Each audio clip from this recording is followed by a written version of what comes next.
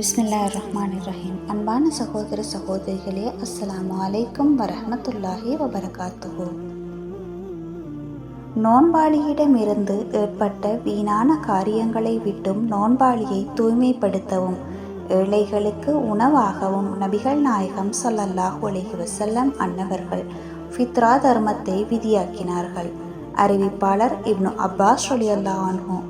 ஆதாரம் அபூ தாவூத் 1371வது ஹதீஸ், இப்னு மாஜா 1817வது ஹதீஸ். வஸ்ஸலாம்.